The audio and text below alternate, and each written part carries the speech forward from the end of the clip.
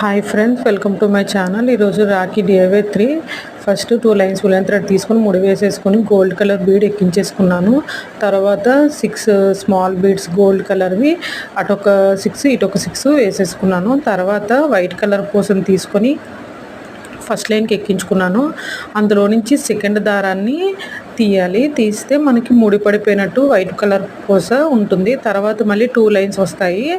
ఆ 2 లైన్స్లో మళ్ళీ ఇంకో లైన్కేమో 6 బీడ్స్, ఇంకో లైన్కేమో 6 బీడ్స్ ఇలా నీడిల్తో ఎక్కించుకోవాలి. తర్వాత మళ్ళీ వైట్ కలర్ పూసని సేమ్ వీడియోలో చూపిస్తున్నట్టే వేసుకోవాలి. తర్వాత 6 బీడ్స్ కంటిన్యూ చేయాలి. అంతేనండి, సింపుల్, ఇంట్లోనే రాఖీ చేసుకోవచ్చు.